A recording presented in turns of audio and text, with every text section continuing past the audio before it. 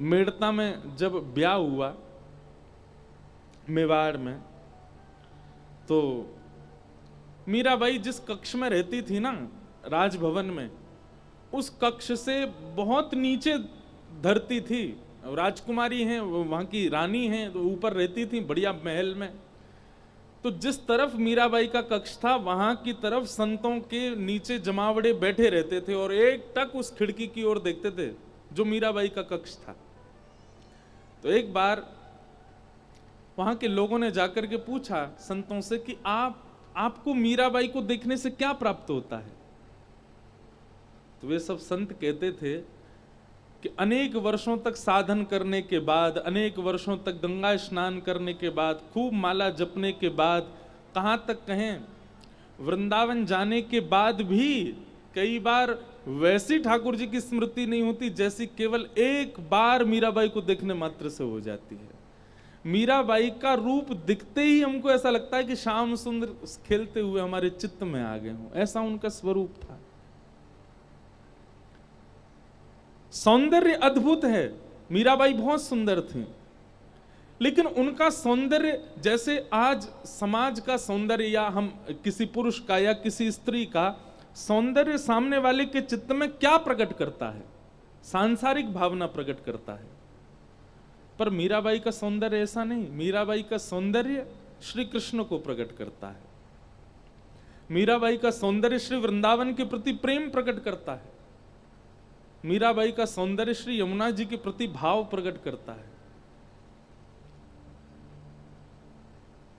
और यह सौंदर्य केवल सत्संग से आ सकता है, केवल भजन से आ सकता है जीवन में।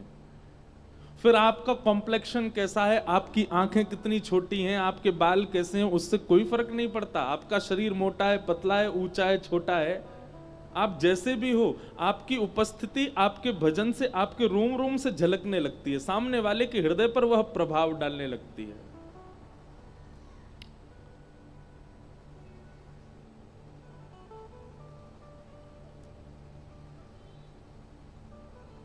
कृष्णदास, सूरदास, नंददास, कुंभनदास, श्रीमद वल्लभाचार्य, श्री हितरवंश महाप्रभु, गोपाल भट्ट गोस्वामी, इन सबका स्वरूप ही था। बहुत ध्यानपूर्वक सुनिएगा, यहां वाले वीवीआईपी हैं, पर ये लोग एक चीज से वंचित रहेंगे कि मैं इधर देखता ही बहुत कम हूं। वीवीआईपी आप लोग वीवीआईपी नहीं है। इन सब के कोई के घुटने खराब हैं, कोई की कमर खराब है। यहाँ वाले भी सब प्रणाम है, पर इधर उधर वालों को मैं पता नहीं, मेरे को ऐसे देख के कथा होती नहीं, मैं ऐसे ही दिखता हूं, पर ठीक है।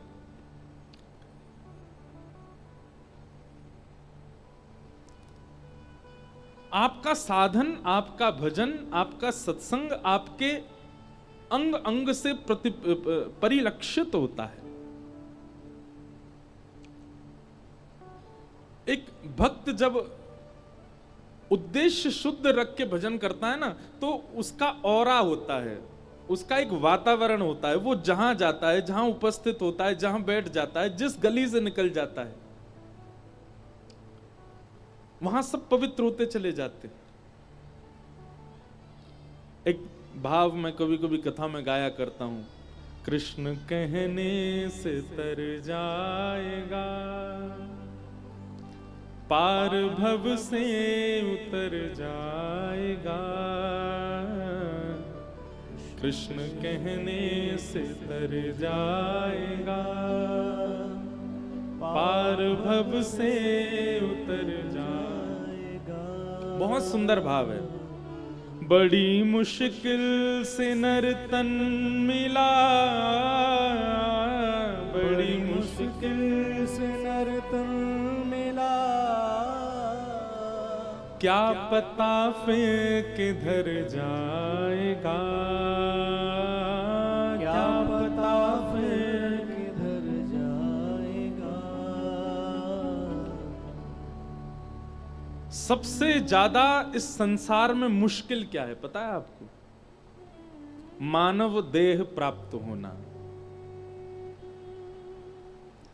और ये बात मैं नहीं कह रहा हूं व्यास मंच पर बैठ के, श्रीमद् भागवत में स्वयं भगवान श्री कृष्ण उद्धव को उपदेश करते हुए कहते हैं यही बात। नदेहमाद्यम सुलभम सुदुर्लभम प्लवम सुकल्पम गुरु कर्णधारम। अच्छा, एक बात मैं पहले थोड़ी संकेत कर दूं, क्योंकि एक महापुरुष के द्वारा ये कथा हो रही है तो ये कुछ हटके ही होगी। यहां क्रम रह पाना, मुझे क्षमा कीजिएगा, आप महाराज जी टोक देंगे तो फिर मैं सीधी सीधी कथा ही करूंगा, लेकिन जो यहाँ का ऑरा है और जो इसका अब सामने जुगल जोड़ी सरकार संत के चित्र मुझे दिख रहे हैं, महाराज जी का चित्र दिख रहा है, तो निश्चित है कि इस कथा का रुख कहीं और ही होगा। यहाँ वाह तो कोई भाव जो भी आ रहे हैं ना वो अद्भुत ही हैं, इसलिए बहुत ध्यानपूर्वक सुनिएगा। कदाचित ऐसा होता नहीं है, मैं कहीं कथा शुरू करता हूं तो 20-25 मिनट तो मुझको भूमिका बनाने में लगते हैं, पर यहां कथा शुरू हो चुकी है, यहां भाव प्रारंभ हो चुके हैं। तो संसार में सबसे कठिन क्या है? मानव देह प्राप्त होना। देख, 2 जय जयकार करा के चल दिए। अद्भुत है महाराज जी भी। जैसे अकेले ठाकुर जी ने गिरिराज जी उठाए ना, वैसे ही हैं जो पूरी कथा उठाएंगे।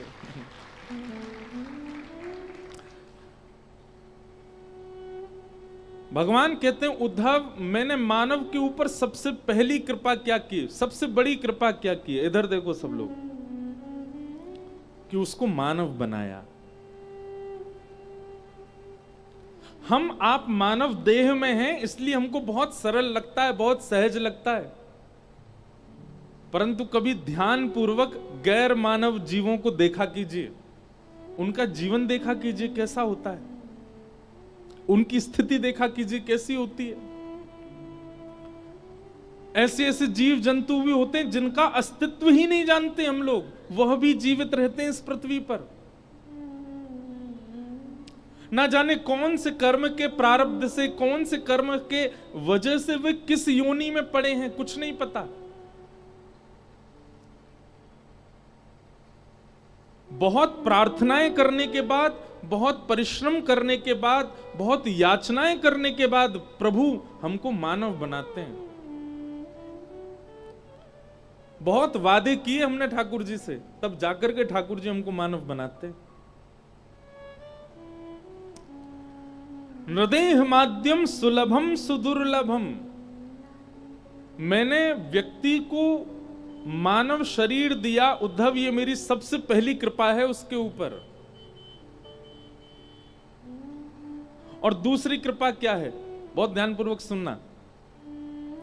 एक तो मानव बन गए, और मानव बनने के बाद भी एक सदगुरु जीवन में प्राप्त हो गए।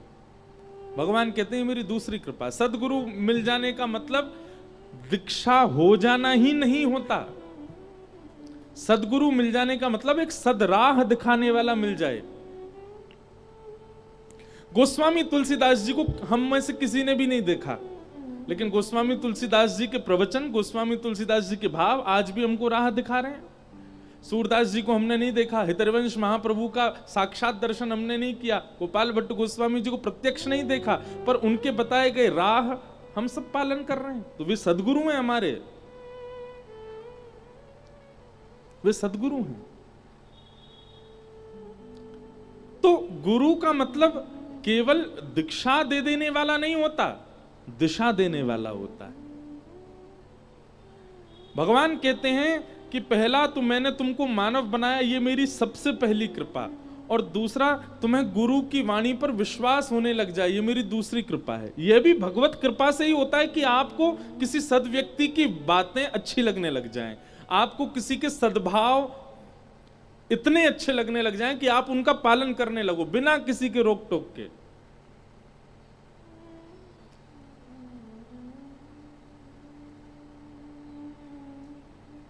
यह भी भगवत कृपा है। नहीं तो कथाएं तो बहुत होती हैं संसार में, भारत में बहुत कथाएं होती हैं और बहुत वर्षों से हो रही हैं, पर आपकी भावना किसी को सुनने की बन जाती है, किसी को डट करके उसका आस्वादन करने की बन जाती है, यह भी भगवत कृपा से ही होता है। अपनी कमर कभी कभी थपथपाया कीजिए अगर आपकी कथा में रुचि बनती है तो। क्यों? क्योंकि मानव देह पहली कृपा ठाकुर जी की, और कथा में रुचि ये दूसरी कृपा है ठाकुर जी की। नहीं तो सबकी रुचि नहीं बनती है।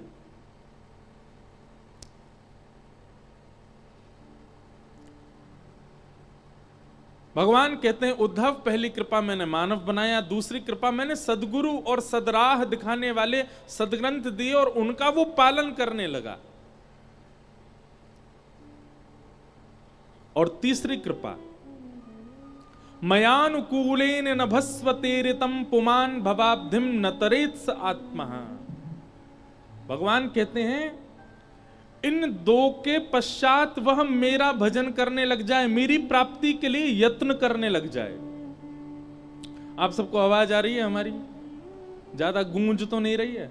थोड़ी गूंज है यहाँ पे, तो आप लोगों को शब्द समझ आ रहे हैं ना? बस ध्यान से सुनना। भगवान कहते हैं मानव बन जाना पहली कृपा, सदगुरु की दिशा पर चलने लग जाना दूसरी कृपा, और इन दोनों के माध्यम से मेरी प्राप्ति के यत्न करना, यह भी वो अपनी इच्छा से नहीं कर सकता। मैं चाहूंगा तो ही वो मेरी प्राप्ति के लिए आगे बढ़ेगा। श्रीमद् भागवत में प्रसंग आता है कि जब गोपियां रास के लिए जा रही थीं तो शुकाचार्य जी परीक्षित जी से प्रश्न करते हैं, परीक्षित जी शुकाचार्य जी से प्रश्न करते हैं कि ये गोपियां ठाकुर जी को प्रियतम मानती हैं, जो भगवान निर्विकार हैं, निरीह हैं, उनके प्रति ये प्रियतम की भावना रखती हैं, ये ठाकुर जी से ऐसे प्रेम करती हैं जैसे कोई प्रियतमा प्रियतम से करता है, ये कैसे संभव है? तो वहां पर शुकाचार्य जी महाराज कहते हैं ये गोपियां ठाकुर जी से प्रेम करती हैं, यही नहीं है कि मुतादोक्षज प्रिया, ठाकुर जी भी इनसे प्रेम करते हैं। ठाकुर जी प्रेम नहीं करते तो ये गोपियां कभी नहीं जाती उनके सामने। ठाकुर जी प्रेम करते हैं, इसीलिए मैं कथा में कहा करता हूं आपको वृंदावन की याद आ रही है, इसका मतलब आपको नहीं आ रही है, श्री जी को आपकी याद आ रही है, इसलिए आपको वृंदावन का स्मरण हो रहा है। अरे सुनाई दे जाए कि ब्रज से इंद्रेश जी आए हैं, आप सब लोग इतनी संख्या में आ गए, तो इसका मतलब ये नहीं है कि इंद्रेश जी कोई कछु सुनावे वारे हैं या उनकी कथा में कछु मिलवे वारो है। निश्चित ही ब्रज से, ब्रज की किसी भी अणु वस्तु से भी आपको प्रेम है तो इसका मतलब ब्रज को आप प्रिय लगते हो। आपको ब्रज प्रिय, ब्रज तो बहुत लोगों को प्रिय लगता है।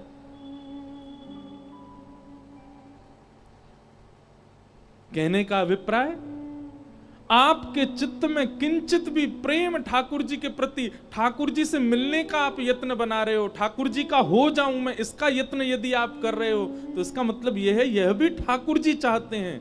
नहीं तो यत्न तो बहुत करते हैं, सफल कोई नहीं हो पाता। सफल भी वही होता है जिसको ठाकुर जी चाह रहे हो कि हाँ मेरी प्राप्ति करे। ये तीसरी कृपा है। तो एक कृपा तो हम पे हो चुकी है कि हम मानव हैं, पहली कृपा के तो हम सब साक्षी हैं, और दूसरी कृपा भी हम पे हो चुकी है क्या, कि हमको दिशा के रूप में कथा प्रिय लगती है, दिशा के रूप में प्रवचन प्रिय लगते हैं, दिशा के रूप में कथाएं प्रिय लगती हैं। अब बस तीसरी कृपा की ओर हमको बढ़ना है, उसका अनुभव करना है कि वो हम पे है कि नहीं। और तीसरी कृपा क्या है? मानव देह, गुरु की दिशा, इन दोनों का सदुपयोग करके श्री कृष्ण की प्राप्ति। अब बस तीसरी कृपा की ओर दृष्टि डालनी है कि वो चाहते हैं कि नहीं कि हम उनके हों।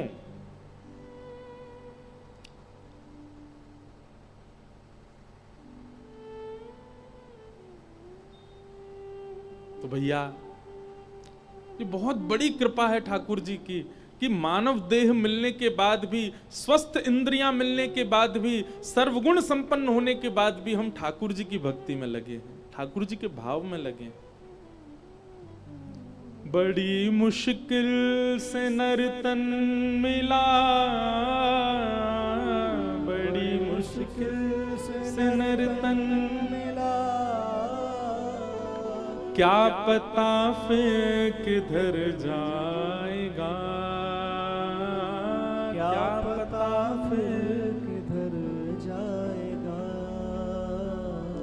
कृष्ण कहने से तर जाएगा, पार भव से उतर जाएगा। कृष्ण कहने से तर जाएगा, पार भव से उतर जाएगा। और सब कहेंगे कहानी तेरी, सब कहेंगे कहानी तेरी, सब कहेंगे कहानी तेरी, सब कहेंगे कहानी तेरी। कब? जिस गली से गुजर जाएगा, जिस गली से गुजर जाएगा, जिस गली से गुजर जाएगा। कृष्ण कहने से तर जाएगा, पार भव से उतर जाएगा। कृष्ण कहने से तर जाएगा, पार भव से उतर जाएगा। और भव से पार उतरने का मतलब क्या है? ये कॉन्सेप्ट नहीं समझ आता। भव से पार उतरना मतलब, भव से पार एक तरफ कोना है, दूसरी तरफ भी कोना है। एक तरफ श्रीधाम वृंदावन है और एक तरफ वैकुंठ है। कई लोग साधना करके, पुण्य करके वैकुंठ की प्राप्ति करते हैं, और कई लोग साधना करके, भजन करके, ठाकुर जी से प्रेम करके श्रीधाम की प्राप्ति करते हैं।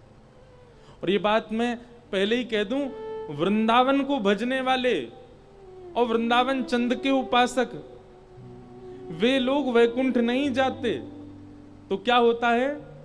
पुनः वृंदावन में ही आ जाते हैं।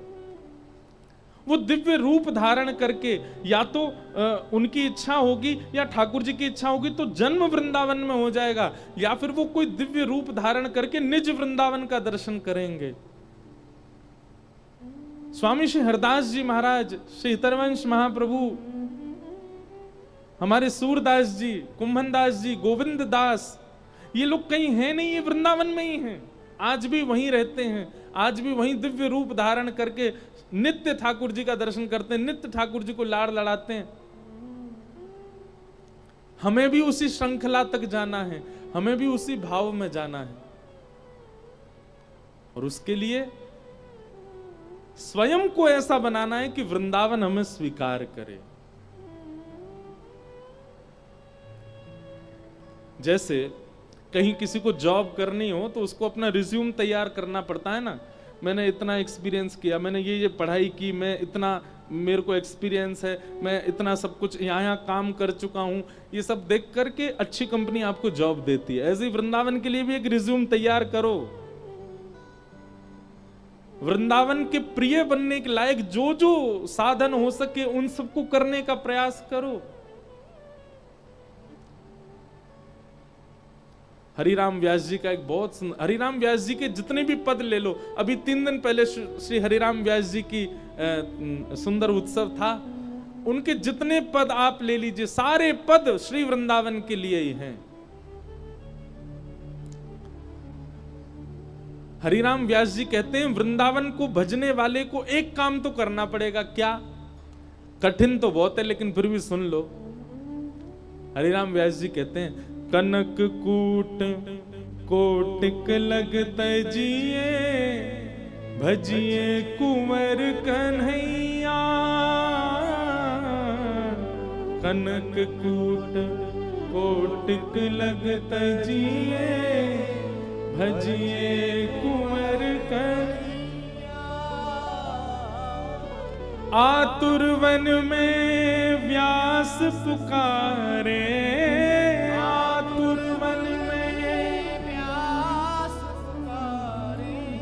है कोई रसिक सुनैया।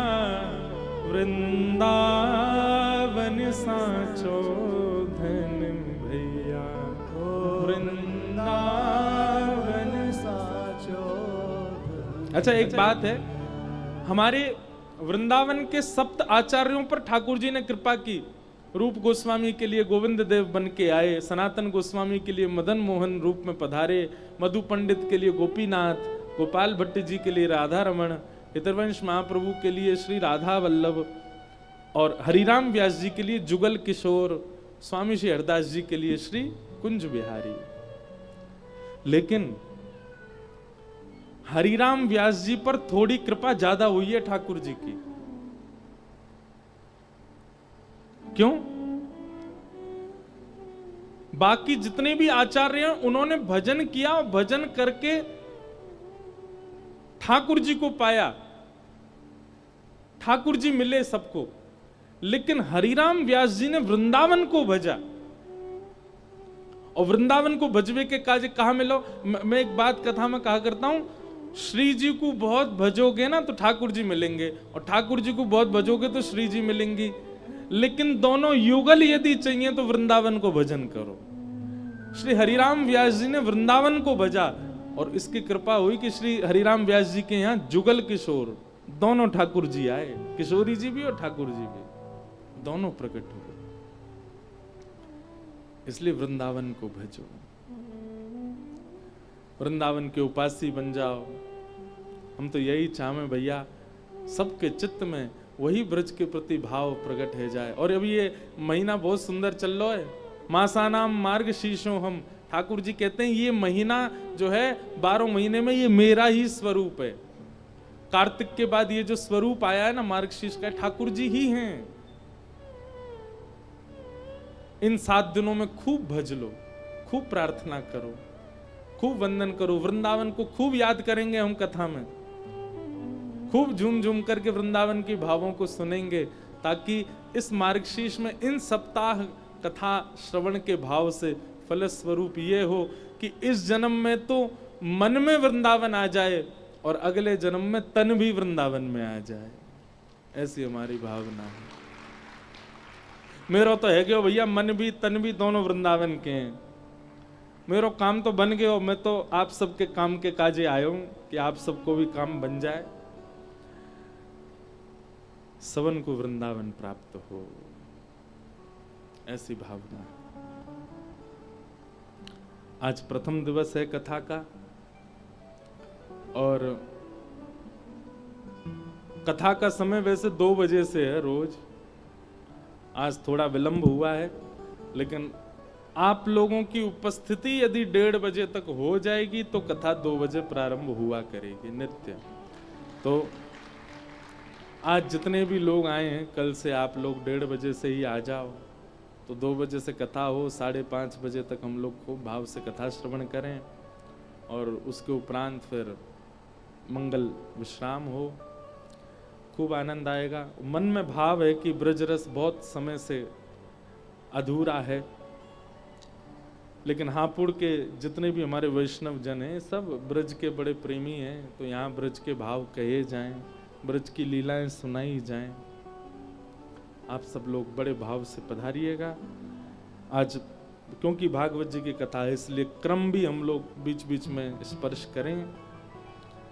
महात्म में आज प्रवेश करते हैं, महात्म की कथा के द्वारा आज के मंगल भाव को स्थापित करें। बोलो वृंदावन बिहारी लाल की। सच्चिदानंद रूपाय विश्वोत्पत्त्यादि हेतवे तापत्रय विनाशाय श्री कृष्णाय वयं नुमः। यं प्रव्रजन्तमनुपेतमपेतकृत्यं द्वैपायनो विरह कातरया जुहाव। पुत्रेति तन्मयतया तर्वोऽभिनेदुः तं सर्वभूतहृदयं मुनिमानतोऽस्मि। सच्चिदानंद रूपाय। भगवान के 3 रूप हैं, सत्य, चैतन्य और आनंद। स्वरूप ठाकुर जी के बहुत सारे हैं। जाकी रही भावना जैसी, प्रभु मूरत देखी तिन तैसी। जैसी जिसकी भावना वैसे ठाकुर जी। पर इन समस्त भावनाओं वाले ठाकुर जी के 3 ही रूप हैं, सत्य, चैतन्य और आनंद। सबसे पहली बात, ठाकुर जी सत्य हैं, परम सत्य हैं। एक बात याद रखिएगा, जिसके सामने उपस्थित होते ही आपके चित्त से अपने आप सत्य प्रकट होने लग जाता है, जिसके सामने उपस्थित होने पर आप झूठ नहीं रख पाते हैं चित्त में, या तो वो ठाकुर जी हैं या ठाकुर जी का कोई जन है। ये बात निश्चित मानिए। और किसी के समकक्ष जाने के बाद अत्यंत झूठ भी बोल लेते हो आप, खूब छुपा भी लेते हो, तो कहीं ना कहीं 2 बात हो सकती है कि ठाकुर जी भी आए, लेकिन आप में इतना कलयुग घर कर चुका है कि ठाकुर जी के आने पर भी कोई प्रभाव नहीं हुआ, आपने वहां भी झूठ बोल दिया।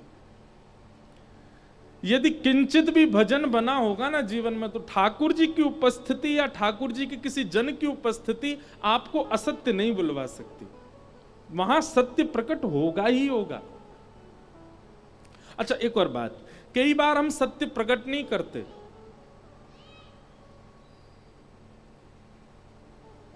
एक गोपाल जी जिनके डोल रहे हैं, इनको बैठा लो, थोड़ी देर कथा वाले गोपाल जी को घूमने दो।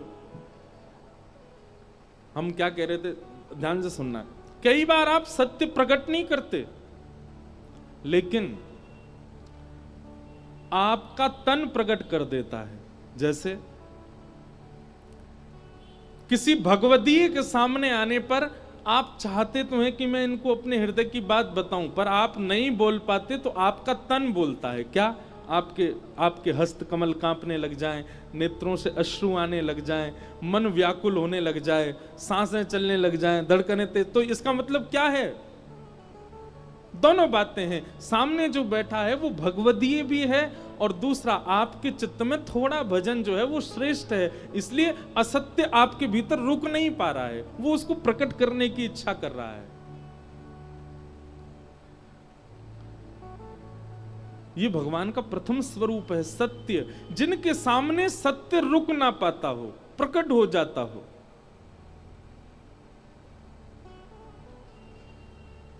जिनके सामने सत्य छुपाने की भी इच्छा मन में ना होती हो, जो है वास्तविक है और वह प्रकट कर दिया जाए।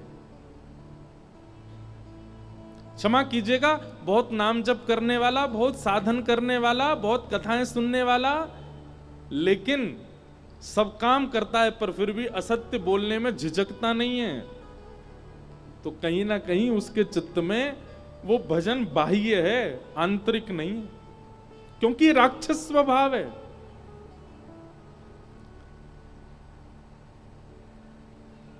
यदि कोई शुद्ध चित्त से भगवत भाव रखता होगा तो निश्चित है कि वह सत्य को ज्यादा देर छुपा नहीं पाएगा, उसको प्रकट करना पड़ेगा। तो भगवान का प्रथम स्वरूप सत्य। ठाकुर जी का दूसरा स्वरूप है चैतन्य।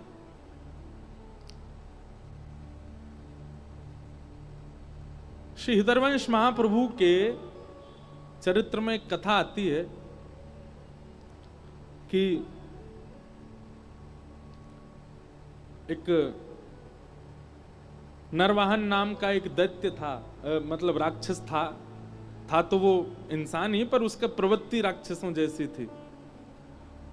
केवल हितरवंश महाप्रभु का इतना अंग देखा उसने। महाप्रभु जी राधा वल्लभ जी को पद सुना रहे थे, और पद सुनाते सुनाते जैसे ही पीछे से आया वह राक्षस प्रवृत्ति का व्यक्ति, तो महाप्रभु जी ने पूरा मुड़ के नहीं देखा, केवल इतना सा मुख पीछे किया देखने के लिए कौन है, तो इतना ही अंग वो देख पाया। इतने अंग को देखने मात्र से उसका जीवन परिवर्तित हो गया। अभी प्रवचन नहीं सुने, अभी कोई ज्ञान नहीं लिया उसने, केवल इतना उपस्थित, इतना अर्धमुख देखने मात्र से उसका जीवन परिवर्तित हो गया। इसका मतलब क्या है? जिनको देखा उनको देखने से आपके विकार नष्ट हुए, आपके भीतर जो असत्यता थी वो सब नष्ट होती चली गई, सत्यता प्रकट होने लग गई। तो इसका मतलब वो भगवदीय ही हैं।